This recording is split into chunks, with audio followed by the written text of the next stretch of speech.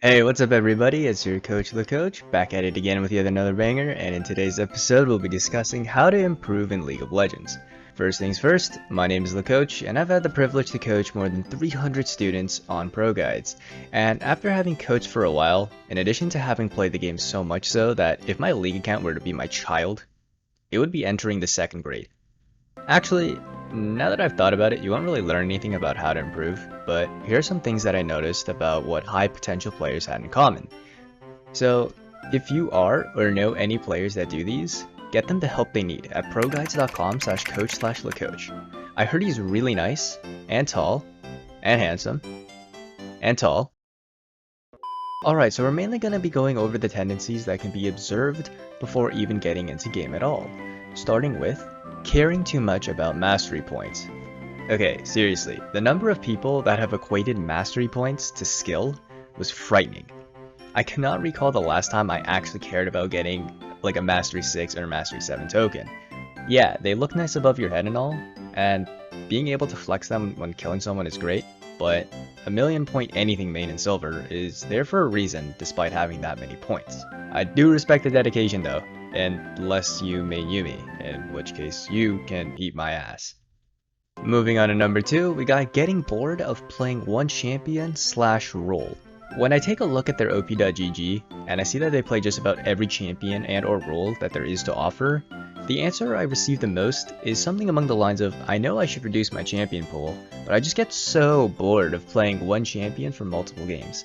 Or, I think my role sucks, and I would rather play like jungle and then go back to like support or whatever. Now, this is the one that irks me the most because I have no control over it. I mean, congrats, I solved your problem and got paid for doing virtually nothing.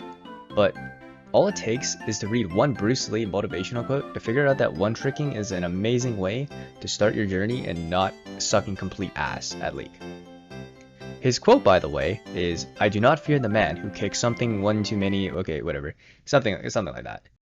Alright, now moving on to number 3, we got only playing meta champions. Now, this one's kinda similar to the previous point regarding champion pool, but for a somewhat different reason, and it's directed at you, meta slaves. The people who only play what's strong and refuse to play a champion because it's out of the meta. Well, yeah, the meta is important, but who it's important to does not include you. Watching LCS or any game from any region will not change the fact that you're running it down in Silver 2. It doesn't matter what you play, but rather how you play it. So before frantically searching up the S+ tier champs on boostedape.com, or auto-locking whatever you see your favorite pro player or streamer playing, don't.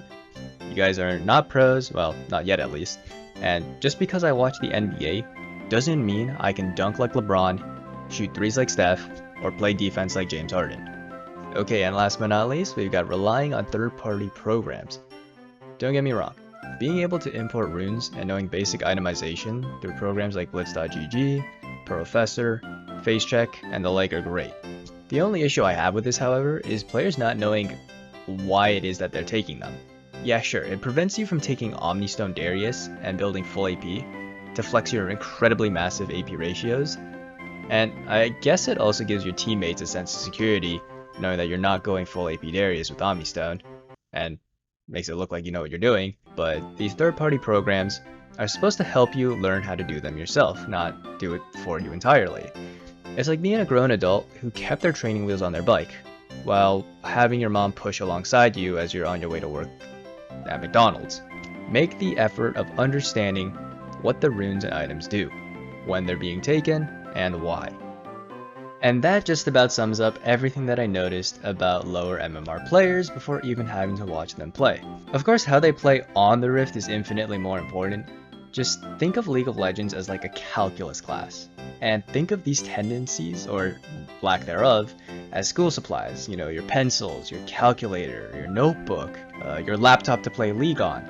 And though you can certainly succeed in a calculus class without your supplies, having them just makes it so much easier and allows you to focus towards what's really important, the actual material. So learning the runes, one-tricking a champion, come to class prepared and ready to learn. Even that won't guarantee you success, like I almost failed calculus, but you guys learn from my mistakes. So thank you guys so much for coming to my lecture. This has been LeCoach, and I'll see you guys later.